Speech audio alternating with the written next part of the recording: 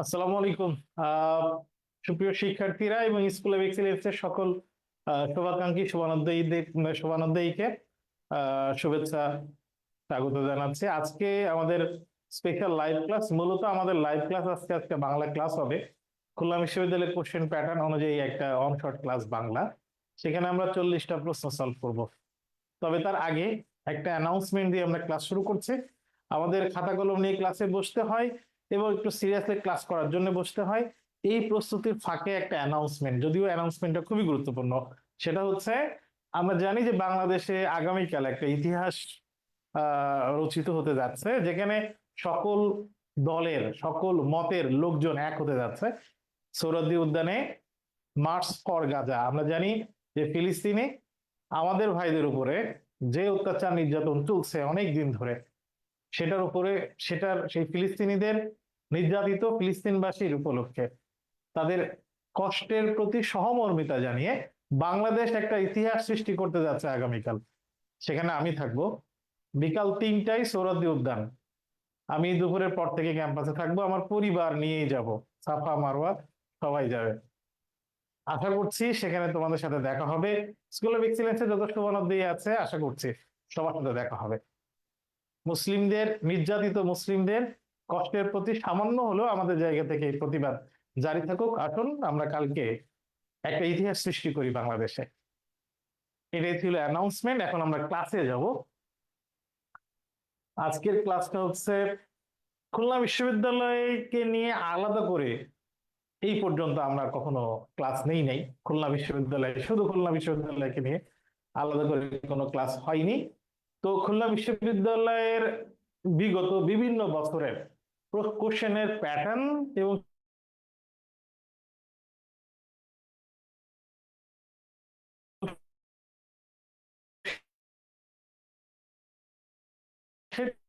রিটেনও ছিল সেই ব্যাচের স্টুডেন্টদের জন্য, যেটা নিয়ে আমরা জানি যে এর আগেও বলেছি আমাদের ক্লাসগুলোতে কোশ্চেন সমাধান মানে এই কোশ্চেনের উত্তর এটা কেন হইলো, বিষয়টা এরকম না। আমরা 40টা প্রশ্নের 4টা অপশন সম্পর্কে বিস্তারিত জানার চেষ্টা করব, যেখানে প্রয়োজন সেখানে ব্যাখ্যা বিশ্লেষণ দিয়ে আনুষঙ্গিক ইম্পর্টেন্ট তথ্য নিয়ে আলোচনা করব। সবাই খাতা কলম নিয়ে, আশা করছি আমরা প্রস্তুত হয়ে গেছি খাতা কলম নিয়ে। তো আমরা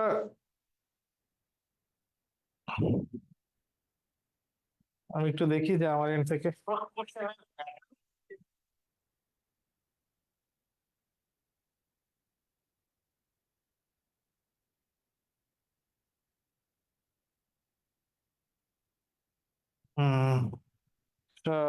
লাইভে যারা যুক্ত হয়েছে, আহ, জনি তো রেগুলার আমাদের সাথে থাকে, জনি বর্মন।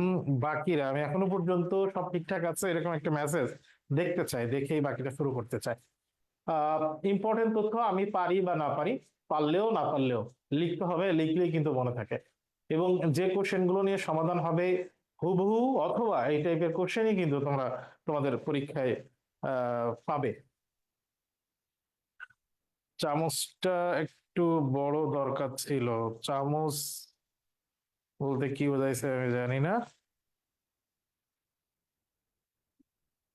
ফেসবুক লাইভে যারা যুক্ত আছে, দেখা এবং শোনার বিষয়টা সব ঠিকঠাক আছে এরকম একটা কমেন্ট হইলেই আমরা আমাদের ক্লাসে যাইতে পারি। হ্যাঁ, অল ওকে, ফাইন, ঠিক আছে।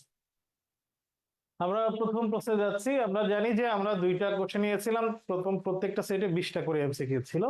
সেট ওয়ানে যে কোশ্চেন গুলো ছিল তার প্রথম কোশ্চেন, শৈবাল দিঘিরে বলে উচ্চ করি শির, লিখে রেখো এক ফোঁটা দিলাম শিশির। আমরা জানি খুব বিখ্যাত একটি কবিতা। আমরা এই কথাটা কখন বলি? যখন কোনো মানুষকে কোনো তুচ্ছ বা ছোট কোনো সাহায্য সহযোগিতা কোনো কিছু করে, কোনো বৃহৎ কোনো মানুষ, কোনো উদার কোনো মানুষ যার ক্যাপাবিলিটি অনেক, যে অনেক করেছে, তাকে ছোট্ট একটা সাহায্য সহযোগিতা করে যদি বড় করে দম্ভ করে কেউ কোনো কিছু বলে, তখন ওই বেশি সাহায্যকারী, ওই বেশি কন্ট্রিবিউশন রাখা মানুষ তখন বলে শৈবাল দিঘিরে বলে উচ্চ করি সুর। এখন দিঘি, আমরা জানি দিঘিতে, দিঘির আকার অনেক বেশি, দিঘিতে অনেক পানি থাকে। শৈবাল, শৈবাল আমরা জানি যে শ্যাওলা টাইপের যেটা জন্মে। তো ছোট্ট একটা উদ্ভিদ, ছোট কোনো কিছু দিঘিকে যখন বলতেছে লিখে রেখো এক ফোঁটা দিলেম শিশির, দিঘি বৃহৎ পানির অধিকারী, তাকে এক ফোঁটা শিশির দিয়ে যদি দম্ভ করে, এটার ভাব সম্প্রসারণ আছে। এই টাইপের অনেক প্রশ্ন আমরা পড়েছি। এখন প্রশ্ন হইতেছে এই কথাটা কে কইছে? এই কথাটা কইছে রবীন্দ্রনাথ ঠাকুর। নর্মালি খুলনা বিশ্ববিদ্যালয়ের বিগত বছরের প্রশ্ন ঘাটলে দেখা যায় অধিকাংশ প্রশ্নই রিসেন্ট টাইমে ছাড়া এর আগ পর্যন্ত অধিকাংশ প্রশ্নই সাহিত্য, লেখক পরিচিতি, কবি পরিচিতির বাইরের কিছু প্রশ্ন, এবং বেশিরভাগ প্রশ্ন গ্রামার থেকে হয়েছে। আমি আবারও রিপিট করি, খুলনা বিশ্ববিদ্যালয়ের প্রশ্ন পরীক্ষা তো আর কয়দিন পরে। রিটেন নিয়ে যদিও একবার স্পষ্ট ধারণা, একবারে হুবহু কি হবে এরকম ধারণা বলা যাচ্ছে না, তবে ঢাবি জগন্নাথের রিটেনের প্রশ্নের প্যাটার্ন ঠিক যেভাবে হয়েছে এই টাইপের প্রশ্ন হয়তো হবে। এমসিকিউ এর বিগত বছরের প্রশ্ন ঘাটলে দেখা যায় অধিকাংশ প্রশ্ন ব্যাকরণ থেকে হয়েছে। ব্যাকরণের বাইরের সাহিত্যের প্রশ্নে কবি ও লেখক পরিচিতি বোর্ড বই থেকে হয়েছে। কবি ও লেখক পরিচিতির বাইরে সাহিত্যের প্রশ্ন আসতে দেখা যায়, এরকম কবিতার লাইন বা কোন একটা গল্পের লাইন, কোন একটা চরিত্র কোন গল্পের বা কোন গ্রন্থের, এরকম প্রশ্ন খুলনা বিশ্ববিদ্যালয়ের প্রশ্ন ঘাটলে দেখা গেছে। তো এরকম কিছু প্রস্তুতি আমাদেরকে নিতে হবে।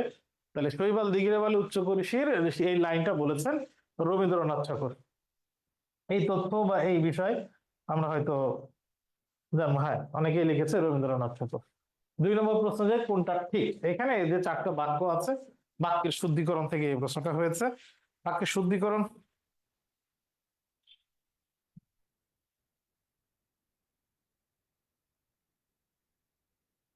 বাক্যের শুদ্ধিকরণের এই এই বাক্যে আমরা প্রথমে দেখি দৈন্যতা। দৈন্যতা মানে হচ্ছে না থাকা, নিঃস্ব, দারিদ্র, দারিদ্র বা দরিদ্রতা। দৈন্যতা একেবারেই নেই, এটা দৈন্য, এইটাই একটা নাউন।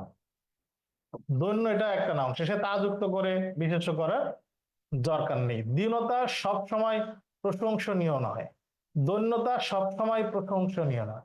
এই দৈন্যতা ভুল হলে এই দৈন্যতাও ভুল, এই দৈন্যতা ভুল। তাহলে নাউনটা কি? দৈন্য। আর একটা আছে দীনতা।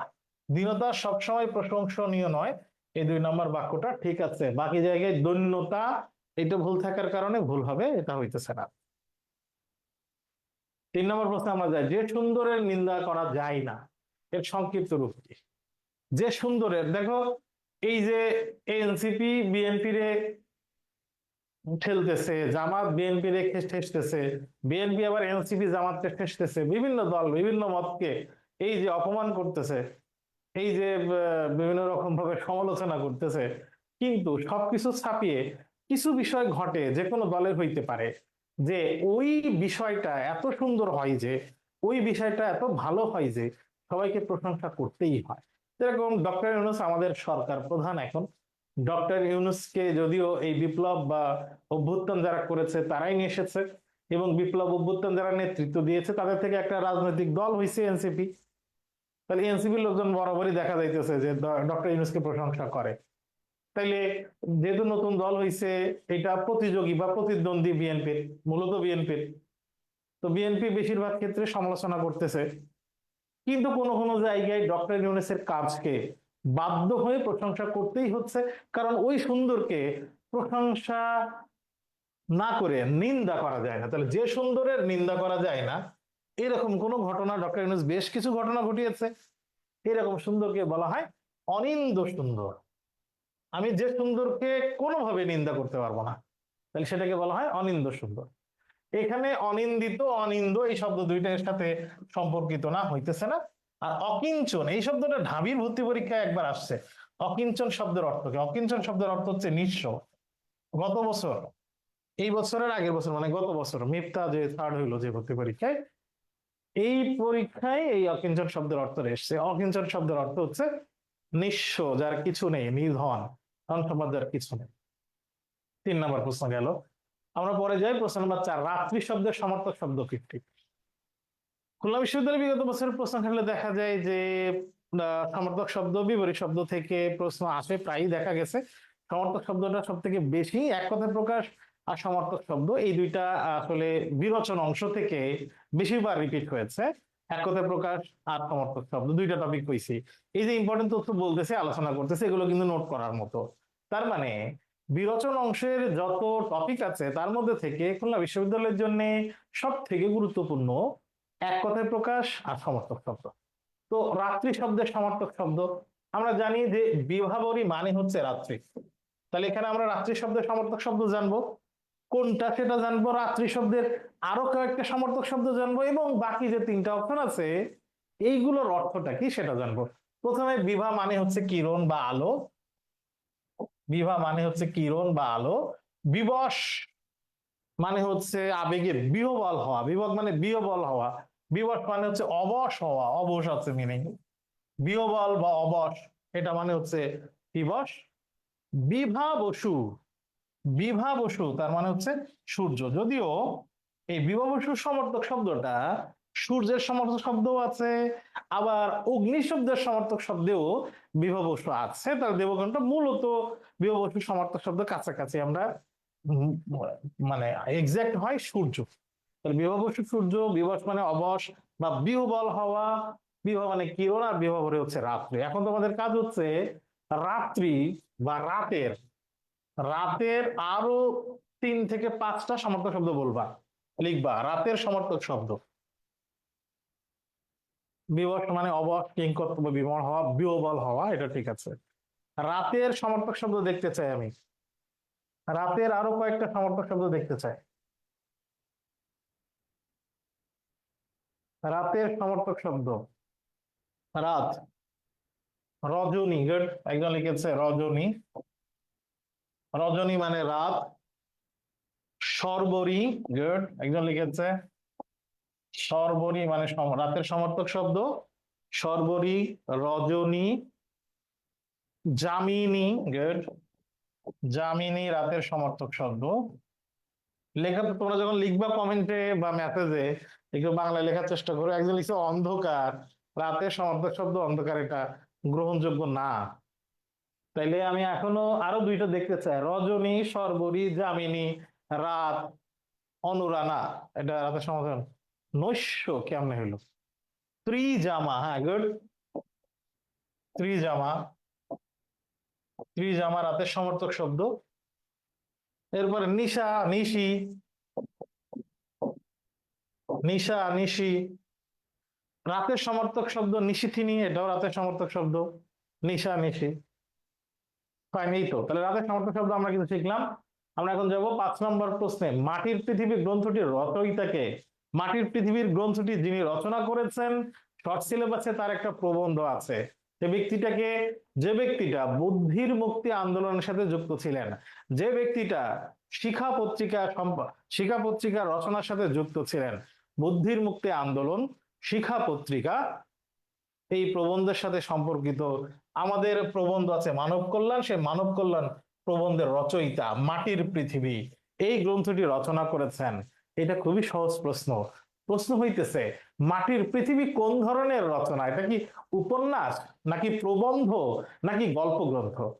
আবুল ফজলের আর কোন উপন্যাস আছে কিনা যেখান থেকে প্রায় প্রশ্ন হয়, আর কোন প্রবন্ধ গ্রন্থ আছে কিনা একটু একটু আমরা দেখি। আমরা জানি রাঙা প্রভাত, এখানে রাঙ্গা প্রভাত লেখা, রাঙা প্রভাত বা রাঙ্গা প্রভাত এটা আবুল ফজলের একটা উপন্যাস, বিখ্যাত। চৌচির থেকে দেখবে বিগত বছরের পরীক্ষায় অনেক জায়গায় এসেছে চৌচির, এটা একটা উপন্যাস। মাটির পৃথিবী এটা গল্প গ্রন্থ, অনেকে প্রবন্ধ লিখেছে, গল্প গ্রন্থ, গল্পের বই। মাটির পৃথিবী গল্পের বই। একজন লিখছে নিশিতিনী বানান ভুল হবে, এই জন্যে রাতের সমর্থক শব্দ নিয়ে যখন আমরা আলোচনা করতেছিলাম তখন একজন লিখছে যে আমি বানান ভুল হইতে পারে এই জন্য এই সমর্থক শব্দটা লিখি নাই। বানান ভুল কেন হবে? দেখো নিশিতিনী বানান 9 রস্বীকার দিয়ে শুরু করবা, একটা রস্বীকার হইছে, পরেরটা দীর্ঘইকার দাও, ঠিক আছে। এরপরেরটা যেহেতু দীর্ঘইকার হইছে পরেরটা আবার রস্বইকার দাও, এটা যেহেতু রস্বইকার হইছে পরেরটা দীর্ঘইকার দাও, এটা হচ্ছে নিশিতিনী বানান। ঠিক আছে, আমরা যেখানে ছিলাম সেখানে যাই। তাইলে মাটির পৃথিবী এটা গল্প গ্রন্থ। আমরা আবুল ফজলের কবি লেখক পরিচিতি পড়লে দেখবো মৃতের আত্মহত্যা, আত্মহত্যা এটাও গল্প গ্রন্থ। আয়েশা, আবুল ফজলের শ্রেষ্ঠ আয়েশা, এটা একটা গল্পের বই। আবুল ফজলের শ্রেষ্ঠ গল্প সাহিত্য সংস্কৃতি জীবন, এটা প্রবন্ধ, এটা প্রবন্ধ। সমাজ সাহিত্য রাষ্ট্র, এটাও প্রবন্ধ। আর এই যে মানবতন্ত্র, এই যতগুলো আছে কোনোটার নিচে আন্ডারলাইন করা নাই। মানবতন্ত্রের নিচে আন্ডারলাইন করা আছে কেন? কত, লেখো তো দেখি। মানবতন্ত্র, মানবতন্ত্র নিচে আন্ডারলাইন করা কেন? কই, কেউ বলতে পারবে? এতগুলো আছে কিন্তু মানবতন্ত্রের নিচে আন্ডারলাইন করা কেন? কিবোর্ডে অটোমেটিক চলে আসে। মানবতন্ত্রের নিচে আন্ডারলাইন করা কেন? এর কারণ হচ্ছে আমরা যে প্রবন্ধ পড়ছি মানব কল্যাণ, এই মানব কল্যাণ প্রবন্ধটি কোন গ্রন্থ থেকে নেওয়া হয়েছে? এই মানবতন্ত্র প্রবন্ধ গ্রন্থ থেকে নেওয়া হয়েছে। মানবতন্ত্র প্রবন্ধের বই, এই প্রবন্ধের বইয়ের একটা প্রবন্ধ মানব কল্যাণ, আবুল ফজরের লেখা। গুড, ওখান থেকে নেওয়া হয়েছে। তাহলে মাটির পৃথিবী গ্রন্থটির রচয়িতা হচ্ছে আবুল ফজর। আমরা জানলাম আবুল ফজলের আরো কিছু উপন্যাস, গল্প গ্রন্থের নাম জানলাম, যেগুলো জানা আমাদের জন্য জরুরি। আমরা প্রশ্ন নম্বর 6 যাই। বাংলা সাহিত্যের প্রথম ইতিহাস গ্রন্থ কে রচনা করেন? বাংলা সাহিত্যের ইতিহাস নিয়ে প্রথম বই লিখেছিলেন সেই ব্যক্তিটা হচ্ছে দীনেশ চন্দ্র সেন। দীনেশ চন্দ্র সেন কোন বিষয় নিয়ে লিখেছিলেন? এই বিষয়টা ছিল বাংলা সাহিত্যের প্রাচীন ও মধ্যযুগের বাংলা সাহিত্যের সুশৃঙ্খল ও তথ্য সমৃদ্ধ ধারাবাহিক ইতিহাস ছিল এই গ্রন্থে। এই গ্রন্থটি রচনা কে করেছিলেন? দীনেশ চন্দ্র সেন। কত সালে? 1896 সালে। এই গ্রন্থটির নাম কি ছিল? গ্রন্থটির নাম ছিল বঙ্গভাষা ও সাহিত্য। এই বঙ্গভাষা ও সাহিত্যই বাংলা সাহিত্যের ইতিহাস বা বাংলা সাহিত্য নিয়ে বা ইতিহাস নিয়ে প্রথম রচিত কোন গ্রন্থ, যে গ্রন্থটি লিখেছিলেন দীনেশ চন্দ্র সেন। এবং এটাই প্রথম যথার্থ ইতিহাস গ্রন্থ হিসেবে স্বীকৃত। আকাশে আজ ছড়িয়ে দিলাম, এই বাক্যে আকাশে কোন কারকে কোন বিভক্তি? আচ্ছা, আমি আকাশে ছড়িয়ে দিয়েছি, তাহলে আকাশ একটা আধার, জায়গা, স্থান। তাইলে আধার, জায়গা বা স্থান হইলে অধিকরণ হয়, যেহেতু এই অধিকরণ ছাড়া আর কোনো অধিকরণ নাই, তাহলে এটাই উত্তর হইতেছে। আমরা বিভক্তি দেখতেও পারি, না দেখতেও পারি। আকাশ মূল শব্দ, শেষে এ আছে, তাহলে আমরা জানি এ বিভক্তি থাকলে সেই বিভক্তিটা হচ্ছে সপ্তমী বিভক্তি। তাহলে আমরা কারকের একটা প্রশ্ন পাইলাম। এবং আমি খুলনা বিশ্ববিদ্যালয়ে বিগত বছরের বেশ অনেক বছরের প্রশ্ন থাকছে দেখছি যে কারক থেকে প্রশ্ন রিপিট হয়েছে, মানে প্রায় দেখেছি যে কারক থেকে একটা প্রশ্ন আছে। 8 নম্বর প্রশ্ন, প্রাচীন শব্দটির বিপরীত শব্দ কি? প্রাচীন শব্দটির বিপরীত শব্দ অর্বাচীন, এটা আমরা সবাই পারি। তার আগে তুমি বলো প্রাচীন শব্দের অর্থ কি, দেখি পারো কিনা। আর অর্বাচীন শব্দের অর্থ কি বলবা? প্রাচীন শব্দের বিপরীত শব্দ অর্বাচীন, এটা আমরা মুখস্থ করে ফেলছি। প্রাচীন মানে কি, আর অর্বাচীন কেন এর বিপরীত শব্দ হইলো, এটা বলো। হ্যাঁ, গুড, অনেকে লিখেছে। প্রাচীন শব্দটির অর্থ হচ্ছে পুরাতন। আর অর্বাচীন শব্দের অর্থ কি? এই যে বিএনপির লোকজন, বিএনপি নিয়ে আলোচনা হইতেছে, নতুন দল পিচ্ছি পোলাপান রাজনীতিতে এসে বিএনপির বড় বড় নেতা নিয়ে উল্টাপাল্টা করতেছে। তো তাদেরকে যথার্থ জবাব দেওয়ার জন্য বলতেছে এই অর্বাচীন রাজনৈতিক দল এনসিপি, যাদের মূল নাম হওয়ার উচিত ছিল এনএফপি, ন্যাশনাল ফেসবুক পার্টি, কিন্তু ভুল করে ওরা নাম দিছে এনসিপি। এনসিপি ভুল করে দিছে, হওয়া উচিত ছিল এনএফপি। তাহলে এই এনসিপি অর্বাচীন একটা রাজনৈতিক দল। অর্বাচীন তার মানে একবারে নতুন, আধুনিক। আর প্রাচীন মানে হচ্ছে পুরাতন।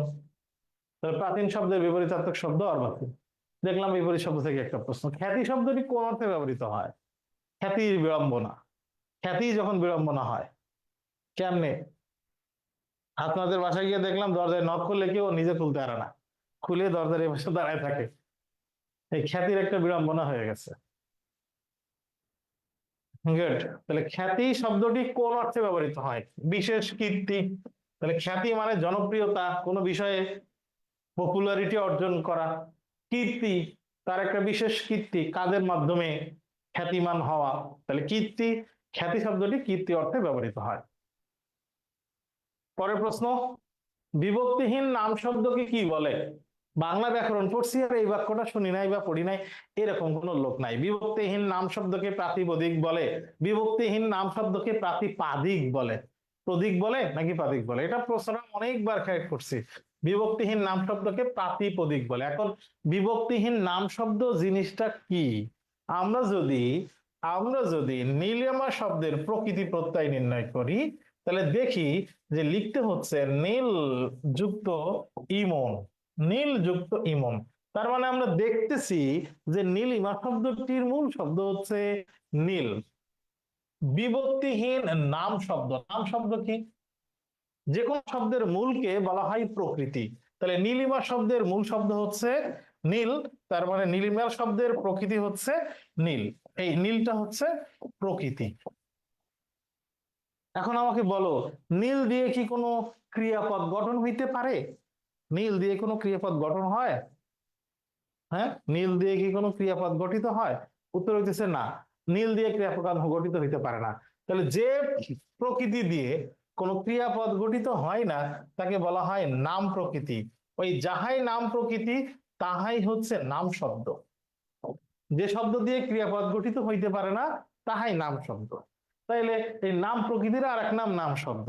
তাইলে আমরা নাম শব্দ জিনিসটা পাইলাম। এবার দেখতেছে বিভক্তিহীন। এখন আমাকে বলো, এই নীলের সাথে কোনো বিভক্তি আছে? নাই। তাহলে এই যে বিভক্তি নাই, এরকম নাম প্রকৃতি বা নাম শব্দ, এটাকে কি বলে? এই নীলটা হচ্ছে প্রাতিপদিক, প্রাতিপাদিক কিন্তু না। এই নীলটা হচ্ছে প্রাতিপদিক।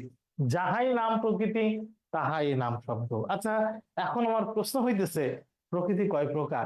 এক প্রকার তো পাইলাম, নাম প্রকৃতি। প্রকৃতি কয় প্রকার? আর বাকি প্রকারগুলো কি? বলো বলো, দেখতে চাই। প্রকৃতি কয় প্রকার? প্রকৃতি কয় প্রকার? একটা হচ্ছে, দুই প্রকার, গুড লিখেছে। একটা হচ্ছে নাম প্রকৃতি, আর দুই নম্বরটা হচ্ছে কি? ক্রিয়া প্রকৃতি। প্রকৃতি দুই প্রকার, একটা হচ্ছে নাম প্রকৃতি আর একটা হচ্ছে ক্রিয়া প্রকৃতি। ভেরি গুড, এই তো তোমরা অনেকেই পারো। প্রশ্ন নম্বর 11, বাংলায় মৌলিক স্বরধ্বনি কয়টি?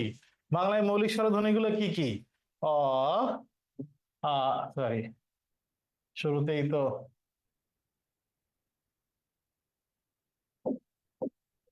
অ, আ, ই, উ, এ, ও, 4 দিয়ে 6, আর একটা হচ্ছে এ। এই 7টা, এই দুইটা যৌগের রূপ আছে।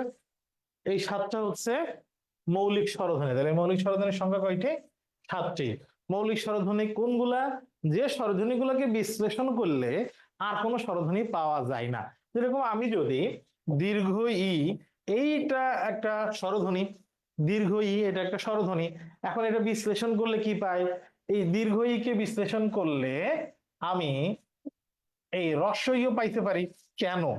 কেন? কারণ কয়ের সাথে দীর্ঘ ইকার হইলে এর উচ্চারণ এবং কয়ের সাথে রস্ব ইকার হইলে এর উচ্চারণ সেম। যেহেতু একটার উচ্চারণের সাথে আর একটা উচ্চারণ মিলে যাইতেছে, তার মানে এটা মূল জিনিস না। তাহলে দীর্ঘই কিন্তু মৌলিক স্বরধ্বনি না। ঠিক এরকম এখানে যে 7টা আছে এগুলো মূল, এগুলা কারোটার সাথে মেলে না, বা এগুলো বিশ্লেষণ করে অন্য কোনো মৌলিক স্বরধ্বনি পাবো না। এই জন্য মৌলিক স্বরধ্বনি 7টি, এই 7টাই হচ্ছে মৌলিক স্বরধ্বনি। প্রশ্ন নম্বর 12, নিচের কোনটি মুক্তিযুদ্ধ ভিত্তিক উপন্যাস? এখানে যে 4টা অপশন আছে, 4টা অপশনের মধ্যে ওইটাই মুক্তিযুদ্ধ ভিত্তিক উপন্যাস যিনি আমাদের এর আগের সরকার যিনি পালাইছেন 2022 সালের সম্ভবত 23শে ফেব্রুয়ারি তাকে বাংলা একাডেমির মহাপরিচালক বা প্রধান পদে নির্বাচিত করেছিলেন, এবং 2024 সালের আগস্ট মাসের 8 তারিখ বাধ্য হয়ে পদত্যাগ করতে হয়েছিল সেই মহিলাকে। সেই মহিলার নাম কি? সেটাই হবে উত্তর। সেই মহিলার লেখা উপন্যাস, সেই মহিলার নাম কি? না, বাংলা একাডেমির পদ থেকে মহাপরিচালক, হ্যাঁ গুড, একজন লিখেছে সেলিনা হোসেন। তাহলে সেলিনা হোসেনের উপন্যাস, সেলিনা হোসেনের উপন্যাস কোনটা? সেলিনা হোসেনের উপন্যাস কোনটা? ভাঙন নদীর গ্রেড, ভাঙন নদীর গ্রেড। বাকিগুলো একটু আমরা দেখি। বাকিগুলা বাকিগুলো আমরা লাল সালু, আমরা জানি অলিউল্লাহর লেখা। লাল সালু সৈয়দ ওয়ালিউল্লাহর লেখা। সারেং বউ কে লিখেছেন? শহীদুল্লাহ কায়সার। শহীদুল্লাহ কায়সার লিখেছেন সারেং বউ। বীজ বৃক্ষ উপন্যাস কে লিখেছেন? কমলাকান্ত বা কপালকুণ্ডলা, তার মানে কে? বঙ্কিম। বঙ্কিমচন্দ্র চট্টোপাধ্যায়ের উপন্যাস হচ্ছে বীজ বৃক্ষ, ভাঙন নদীর গেট সেলিনা হোসেন, সারেং বউ শহীদুল্লাহ কায়সার, আসিফ ওয়ালিউল্লাহ লাল সালু হাঙ্গর নদী গ্রেট, এটা মুক্তিযুদ্ধ ভিত্তিক উপন্যাস এবং এটার একটা চলচ্চিত্র আছে। ক্যামেরা অফ হয়ে গেছে।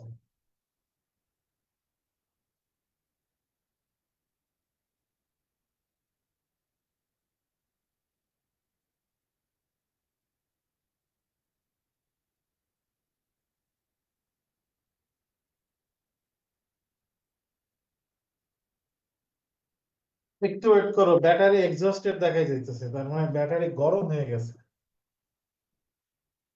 একটু দাঁড়াও, এই তো কয়েক সেকেন্ড হয়তো লাগবে।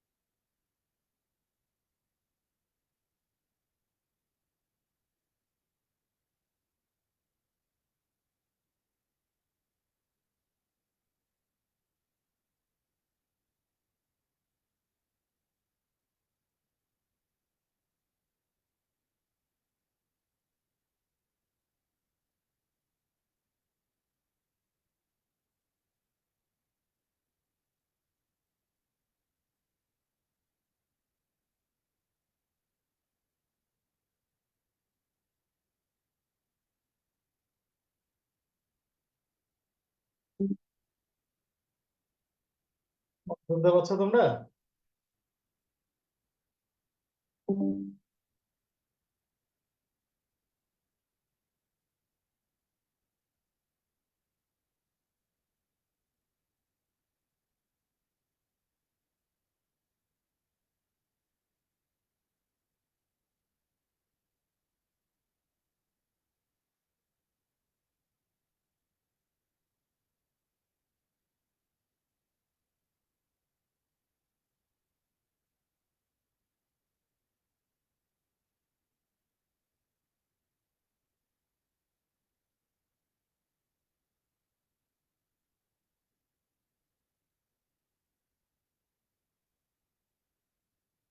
এখন ঠিক আছে না?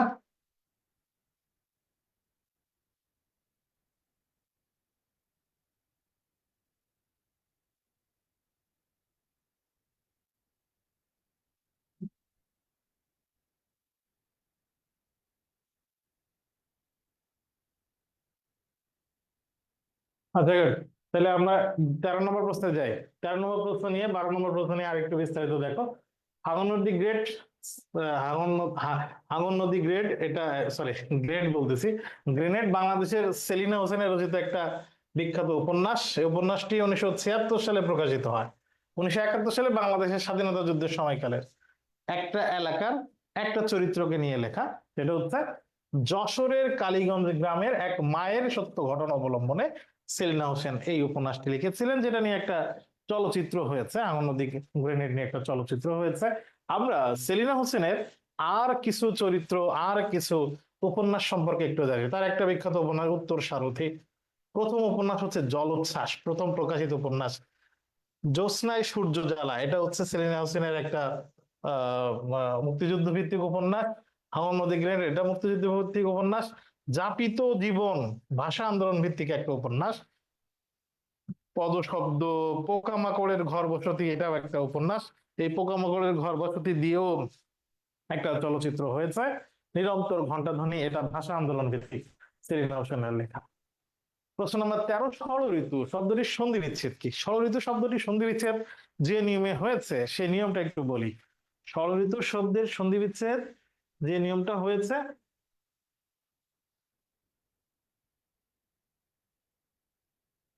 সে সন্ধি বিচ্ছেদটা হচ্ছে তৃতীয় বর্ণ থাকলে। আমরা জানি যে ট, ঠ, ড বা ডয় বিন্দু র, এটা 3 নম্বর বর্ণ। 3 নম্বর বর্ণ থাকলে 1 নম্বর বর্ণে পরিণত হয়ে যায়। সেই নিয়মে ষড় ঋতু এর সন্ধি বিচ্ছেদ হচ্ছে ষট প্লাস ঋতু। এই যে এখানে ষড়, ডয় বিন্দু র বা ড হচ্ছে 3 নম্বর বর্ণ, আর এই ট হচ্ছে 1 নম্বর বর্ণ, বর্গীয় বর্ণ। তাহলে ষট যুক্ত ঋতু, ষড় ঋতু, এখানে হবে উত্তর। ষড় যুক্ত ঋতু, ষড় ঋতু। 13 নম্বর প্রশ্নের 3 নম্বর উত্তর। এই কাছাকাছি আমার কাছে দাঁড়িয়ে ষড়যন্ত্র। আমরা যদি ষড়যন্ত্র শব্দের সন্ধি বিচ্ছেদ করি, এই একই নিয়মে হবে কি? ষট যুক্ত যন্ত্র, ষড়যন্ত্র। খুব কমন একটা শব্দ আছে সুবন্ত, একই নিয়মে। এই যে সুবন্ত ব আছে, প, ফ, ব, এই বর্গীয় 3 নম্বর বর্ণ, সুবন্ত। তাহলে হবে কি? সুব যুক্ত অন্ত, সুবন্ত। 14 নম্বর প্রশ্ন, রক্ত পতাকা ও রক্তলাল শব্দ দুইটি যথাক্রমে কোন কর্মধারয় সমাস? এখন এখানে উপমান আর উপমিত নিয়েই আছে, রূপকও অপশনে আছে। প্রথম কথা হচ্ছে রক্ত, রক্ত, পতাকা, লাল, এই 4টা শব্দের মধ্যে কোন জিনিসই অধরা বা বাস্তবে যার অস্তিত্ব নাই এমন জিনিস নাই। রক্ত, পতাকা, লাল, এই সবগুলোই আমরা দেখতে পারি বা বুঝতে পারি, তাহলে রূপক হওয়ার সম্ভাবনা নেই। রূপক যেখানে আছে বাদ দিলাম। উপমান আর উপমিত হইতে পারে। এখন কোনটা উপমান কোনটা উপমিত আমরা একটু দেখি। রক্ত পতাকা, এর শেষে আছে পতাকা, এটা একটা বিশেষ্য। রক্তলালের শেষে আছে লাল, তাহলে একটা রঙের গুণ বা অবস্থা বোঝাইছে, তাহলে এটা হচ্ছে বিশেষণ। তাহলে আমরা জানি শেষে বিশেষ্য, তার মানে হচ্ছে উপমিত কর্মধারায়। শেষে বিশেষণ, তার মানে হচ্ছে উপমান কর্মধারায় সমাস। তাহলে প্রথমটা উপমিত কর্মধারায়, পরেরটা উপমান কর্মধারায়। তাহলে উপমিত উপমান 3 নম্বর অপশনে আছে, 3 নম্বরটা উত্তর। 15 নম্বর, কোনটি শামসুর রহমানের রচিত নয়? বিধ্বস্ত নীলিমা শামসুর রহমানের কবিতার বই, কাব্যগ্রন্থ বন্দি শিবির থেকে, কাব্যগ্রন্থ দুঃসময়ের মুখোমুখি, শামসুর রহমানের কাব্যগ্রন্থ বা কবিতার বই, সোনালী কাবিন, এটাও একটা কাব্যগ্রন্থ। এটা কার লেখা? এটা কার লেখা? আল মাহমুদের লেখা, কবি আল মাহমুদের লেখা সোনালী কাবিন, বিখ্যাত কাব্যগ্রন্থ। কোন বানানটি শুদ্ধ? ধাঁধা বানানে চন্দ্রবিন্দু শেষে হবে না, শুরুতে হবে, কিন্তু দুইটা হবে না। চন্দ্রবিন্দু নেই এমন হইতে পারে না। ধাঁধা বানানে শুরুতে চন্দ্রবিন্দু, পরেরটা নেই। তাহলে উত্তর হচ্ছে 3 নম্বরটা। ধাঁধা বানানে ধাঁধা, উত্তর হচ্ছে 3 নম্বরটা। এন্টারপ্রাইজ শব্দের বাংলা পরিভাষা কোনটা? এন্টারপ্রাইজ শব্দের বাংলা পরিভাষা মূলত উদ্যোগ, নতুন উদ্যোগ বা সাহসী উদ্যোগ, এন্টারপ্রাইজ মানে। এই যে যুক্ত বর্ণটা আছে, এই যে যুক্ত বর্ণটা লিখতে হলে এরকম শব্দ লিখতে হয়, উষ্ণ, তৃষ্ণা, এই শব্দের যে যুক্ত বর্ণ আছে, এখানে আছে কি কি? মূর্ধন্য ষ আর মূর্ধন্য ন। মূর্ধন্য ষ রুমু হইতেছে না, এটা হবে না, এটা হবে না। মূর্ধন্য ষর সাথে মূর্ধন্য ন, এটা হচ্ছে যুক্ত বর্ণ। পদ্মের লিখাসম ক্ষুদ্রতম মুষ্টিখানি, পদ্মের চেহারার মতো ক্ষুদ্র তব মুষ্টিখানি, ছোট তোমার মুষ্টিখানি হাত। তাহলে এখানে চেহারার মতো, সম মানে হচ্ছে মতো, সম মানে হচ্ছে মতো। কোন বাক্যে মতো বা মতন ব্যবহার করা হয় কোন অলংকার প্রয়োগের জন্য? উপমা। উপমা, তুলনা বা তুলনায় মত বা মতন শব্দটি ব্যবহার করা। এখানে মত বা মতন শব্দ নাই, কিন্তু ওইটা অর্থ দেয় হচ্ছে সম, এই জন্য এখানে অলংকার আছে উপমা। আইন শব্দটি কোন বিদেশি ভাষা থেকে? আমরা জানি আইন শব্দটি ফার্সি ভাষার শব্দ। এখন আমাকে ফার্সি ভাষার শব্দ 3টা শব্দ বলো। ফার্সি ভাষার 3টা শব্দ বলবা। ফার্সি ভাষার 3টা শব্দ দেখতে চাই। ফার্সি ভাষার শব্দ,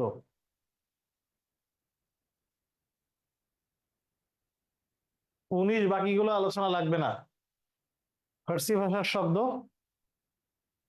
নামাজ ফার্সি ভাষার শব্দ, মানলাম। নামাজ ফার্সি ভাষার শব্দ, বেস্ট ফার্সি ভাষার শব্দ, পোশাক ফার্সি ভাষার শব্দ, গুড, পোশাক ফার্সি ভাষার শব্দ, একতারা ফার্সি ভাষার শব্দ, গুড, একতারা ফার্সি ভাষার শব্দ। তাহলে ফার্সি ভাষা কিছু শব্দ আমরা জানলাম, এটা ছিল খুলনা বিশ্ববিদ্যালয়ে তোমাদেরকে নেওয়া যে পরীক্ষা, এই পরীক্ষার প্রথম সেটের কোশ্চেন। এবার আমরা দ্বিতীয় সেটের 20টা প্রশ্ন নিয়ে আলোচনা করব। দ্বিতীয় সেটের 20টা প্রশ্নের প্রথমটা ছিল ছোট কিন্তু রসে ভরা। বাক্যটি সরল বাক্যে যদি করি, ছোট কিন্তু রসে ভরা, যেহেতু কিন্তু আছে তাহলে এই বাক্যটি যৌগিক বাক্য। সরলে যদি করি, ছোট হলেও রসে ভরা, ছোট হলেও রসে ভরা, এটা হচ্ছে এই বাক্যটির সরল রূপ। চাকর চশমা, এটা ফার্সি ভাষার শব্দ, ঠিক আছে। ঐহিক শব্দের বিপরীত শব্দ কি? ঐহিক মানে হচ্ছে ইহকাল সম্পর্কিত, ইহকাল সম্পর্কিত। ঐহিক মানে হচ্ছে ইহকাল সম্পর্কীয়, আর পারত্রিক এর মানে পরকাল সম্পর্কীয়, পরকাল বিষয়ক, সেটাকে বলে পারত্রিক। তাহলে ঐহিক এর বিপরীত শব্দ হচ্ছে পারত্রিক, খুব কমন বিপরীত শব্দ আমরা জানি। আইলা কোন ভাষার শব্দ? আইলা মালয়েশিয়া, সিঙ্গাপুর আর সম্ভবত ব্রুনাই। হ্যাঁ, ব্রুনাই, মালয়েশিয়া, সিঙ্গাপুর এই এলাকার ভাষা। মূলত তোমরা সাধারণ জ্ঞানে একটা প্রণালী পড়েছো, মালাক্কা প্রণালী। এই মালাক্কা প্রণালীর তীরবর্তী দুই পাশে, মালাক্কা প্রবর্তী তীরের দুই পাশে মালয় উপজাতি, তাদের ভাষা, যে ভাষাটা হচ্ছে মালয়। আইলা এই মালয় ভাষার শব্দ। আমরা জানি যে আইলাই সাতক্ষীরা সহ বাংলাদেশের অনেক জায়গায় ক্ষয়ক্ষতি হয়েছিল, সব থেকে বেশি ক্ষয়ক্ষতি হয়েছিল সাতক্ষীরা শ্যামনগর, আইলা এই ঘূর্ণিঝড় বা জলোচ্ছ্বাসের কারণে। রত্ন ও রতন, আমরা এই শব্দটা যদি উচ্চারণ করি তাহলে উচ্চারণটা হয় এমন যে রত্ন, এখানে তয়ের নিচে হস দেয়া, তার মানে এখানে অ নেই। যখন এইটা উচ্চারণ করব তখন এর উচ্চারণ হচ্ছে রতন, তার মানে এখানে তয়ের সাথে একটা অ আছে। রত্ন রতন হইল কি বলে, তার মানে আমরা দেখলাম রত্ন তয়ের সাথে স্বরধ্বনি নাই, রত্ন বললে, সরি রতন বললে তয়ের সাথে স্বরধ্বনি আসে। তাহলে শব্দে স্বরধ্বনি ছিল না, কিন্তু স্বরধ্বনির আগমন ঘটেছে, এটাকে আমরা বলি স্বরাগম। স্বরাগম মানে স্বরধ্বনির আগমন ঘটা। শব্দের উচ্চারণ পরিবর্তনে, ধ্বনির পরিবর্তনে গিয়ে যদি বাইরে থেকে স্বরধ্বনির আগমন ঘটে, এই ধ্বনি পরিবর্তনের নাম হচ্ছে স্বরাগম। স্বরাগম আবার তিন প্রকার। শব্দের আদিতে হইলে আদি স্বরাগম, মাঝখানে হইলে মধ্য স্বরাগম, শেষে হইলে অন্ত স্বরাগম। এখন এখানে ঘটনাটা ঘটছে কোথায়? মাঝখানে। তাহলে মাঝখানে হলে সেটাকে বলা হবে মধ্য স্বরাগম। এখন মধ্য স্বরাগমের আরেকটা নাম আছে, মধ্য স্বরাগম, যার আরেক নাম বিপ্রকর্ষ। বিপ্রকর্ষ কি এখানে আছে? না, এর আরো একটা নাম আছে, মধ্য স্বরগম, বিপ্রকর্ষ বা স্বরভক্তি। মধ্য স্বরগমের আর এক নাম বিপ্রকর্ষ, এর আর এক নাম হচ্ছে স্বরভক্তি, এই জন্য উত্তর হচ্ছে স্বরভক্তি। যে শব্দ প্রত্যয় বা উপসর্গ যোগে মূল শব্দের অর্থের অনুগামী না হয়ে অন্য কোনো বিশিষ্ট অর্থ জ্ঞাপন করে তাকে কি বলে? আমরা দেখি, ধরো আমি লিখলাম প্রবীণ,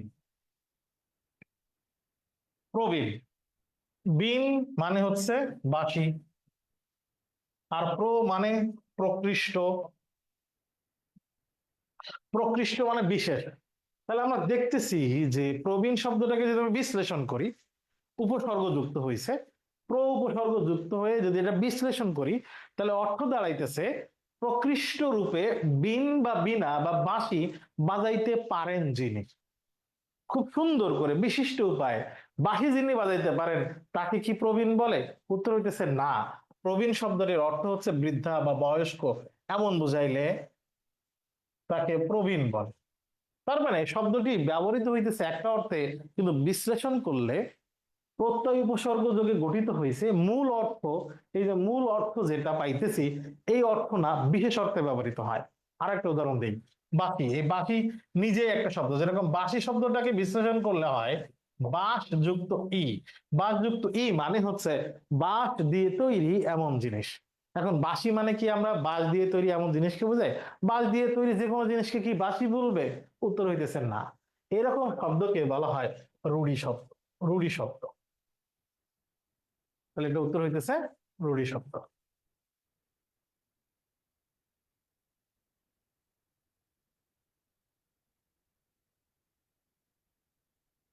রূঢ়ি, হ্যাঁ ফাইন। 6 নম্বর, সত্য বই মিথ্যা বলবো না। এখানে বই মানে হচ্ছে সত্য ছাড়া মিথ্যা বলবো না।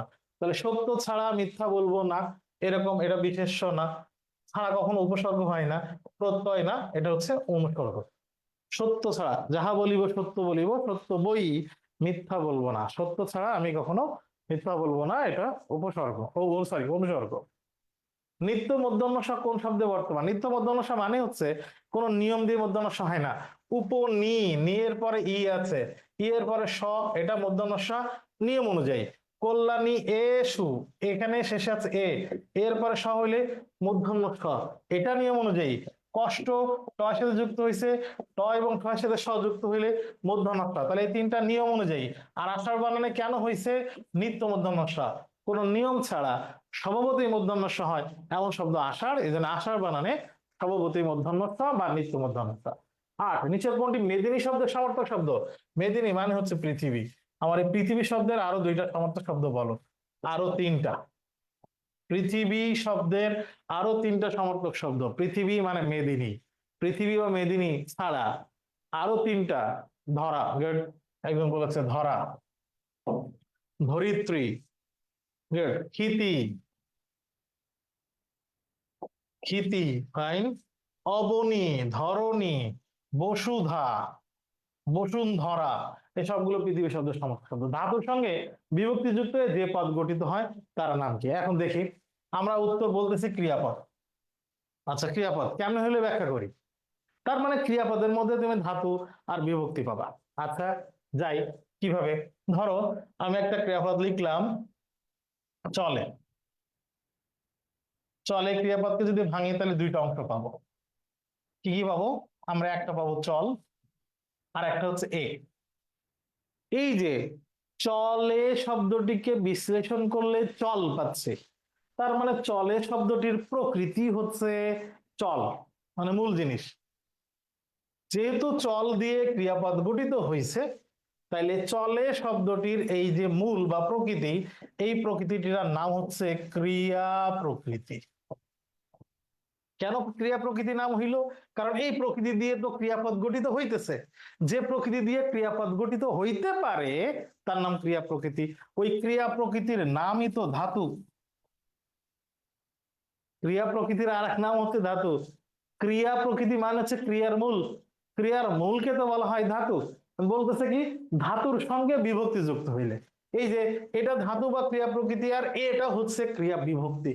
তাহলে ধাতু বা ক্রিয়া প্রকৃতির সাথে এই যে ক্রিয়া বিভক্তি যুক্ত হইল, এই দুইটা মিলে যে পদটা গঠিত হইল চলে, এই চলেটা কোন পদ?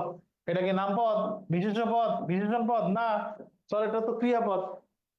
তাহলে মনে রাখতে হবে ধাতুর সাথে বিভক্তি যুক্ত হয়ে, ক্রিয়া প্রকৃতির সাথে বিভক্তি যুক্ত হয়ে ক্রিয়াপদ গঠিত হয়। 9 নম্বর উত্তর হচ্ছে ক্রিয়াপদ। 10, স্বাধীনতাহীনতায় কে বাঁচিতে চায়? স্বাধীনতাহীনতায় কে বাঁচিতে চায়, এটা রঙ্গলাল বন্দ্যোপাধ্যায়ের একটা কবিতার লাইন।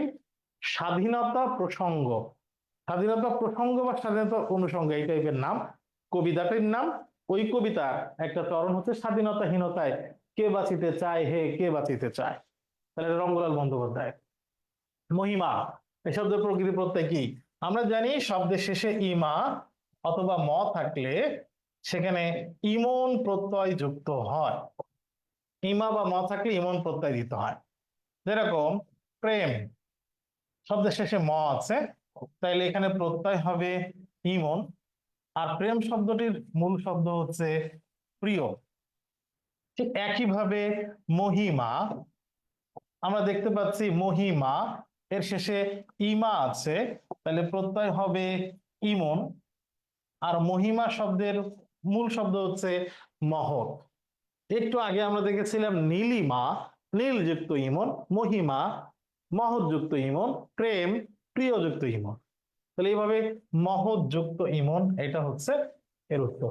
12 নম্বর প্রশ্ন, নিচের কোন শব্দটি নির্ভুল মানে ভুল নেই?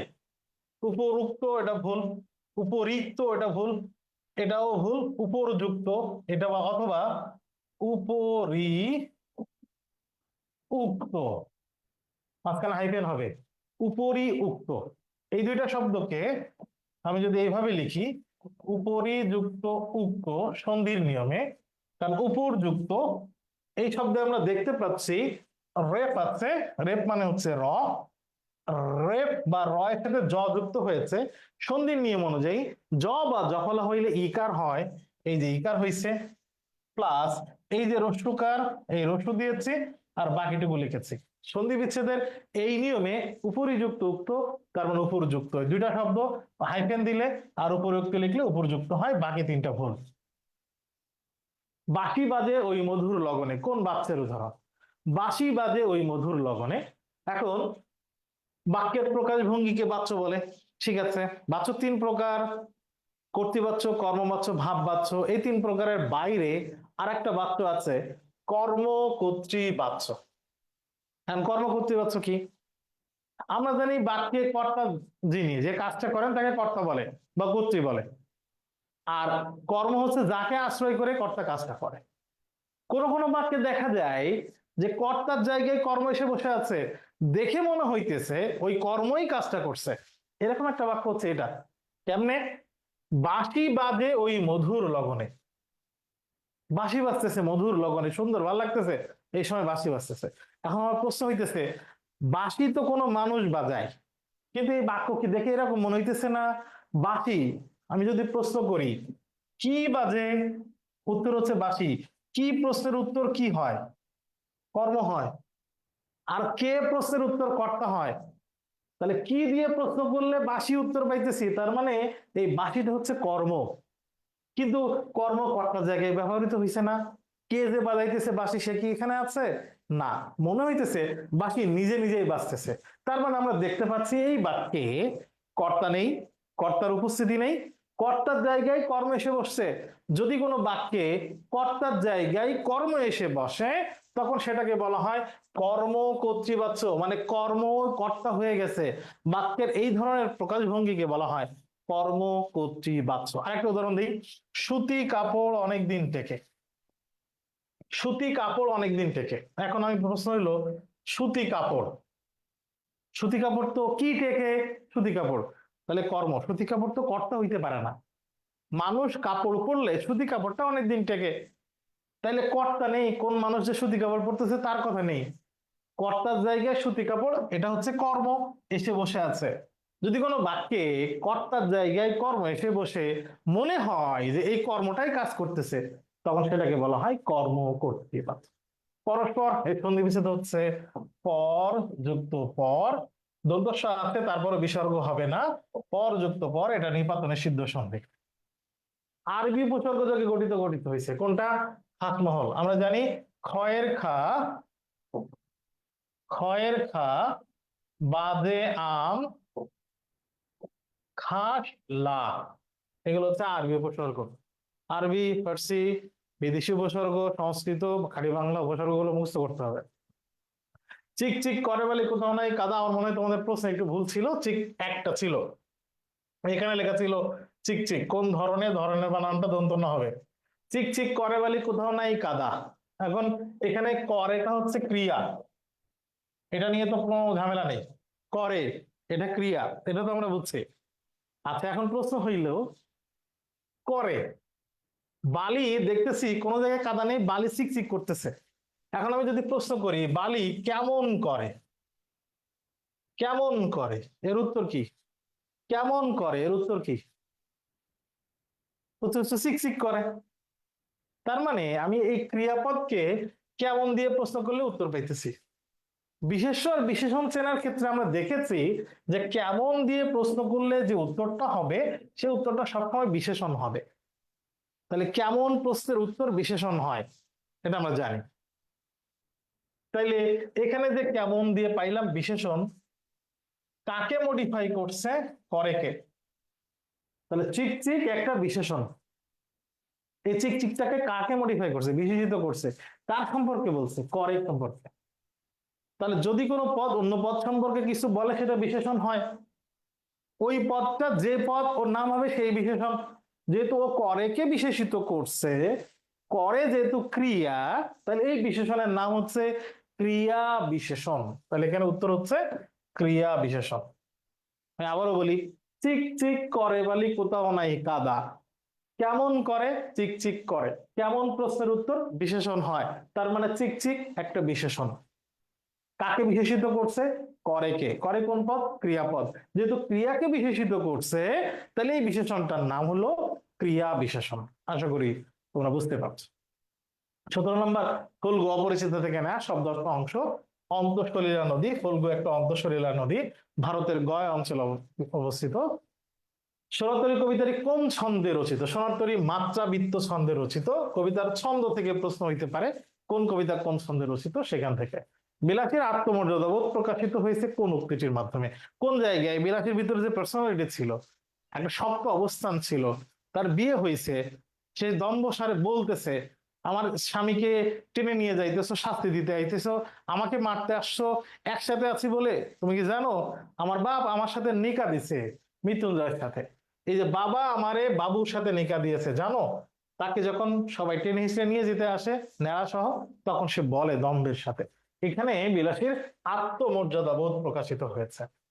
বিদ্রোহী কবিতায় আত্মজগরণে উন্মুখ কবির কিরূপ আত্মপ্রকাশে ঘোষিত হয়েছে? এটা মূল ভাব অংশ আছে, শব্দার্থ টিকা অংশ আছে। বিদ্রোহী কবিতায় আত্মজাগরণে উন্মুখ মানে আত্মকে নিজেকে জাগরিত হয় খুব প্রচেষ্টারত এমন অবস্থায় কবি তার যত চরিত্র পরিচয় তুলে ধরেছেন, সেখানে কবি দম্ভ দেখিয়েছেন, সদম্ভ আত্মপ্রকাশ। মানে দম্ভের সাথে, এখানে দম্ভের সাথে, সদম্ভ মানে হচ্ছে দম্ভের সাথে সদম্ভ আত্মপ্রকাশ প্রকাশিত হয়েছে, এটা মূল ভাবাংশ আছে। এই ছিল 20-20-40টা মত প্রশ্ন, প্রশ্নের সমাধান। আশা করছি তোমরা যারা আমাদের সাথে ছিলে একটু উপকৃত হয়েছে, যারা লিখেছো বিভিন্ন তথ্য, যারা লিখেছো পড়েছো তারা উপকৃত হয়েছো। সামনে কালকে আবার অন্য সাবজেক্টের ক্লাস আছে, সামনে তোমাদের আরো কোনো ক্লাসে দেখা হচ্ছে। ক্লাসের শুরুতে একটা অ্যানাউন্সমেন্ট দিয়েছিলাম, আশা করছি সেটা মনে আছে তোমাদের। আগামীকাল দেখা হচ্ছে ইনশাল্লাহ, মার্চ ফর গাজা। যারা সুযোগ আছে আসতে পারো। সবাই ভালো থাকো, সুস্থ থাকো, নেক্সট ক্লাসে আবার দেখা হচ্ছে। আসসালামু আলাইকুম।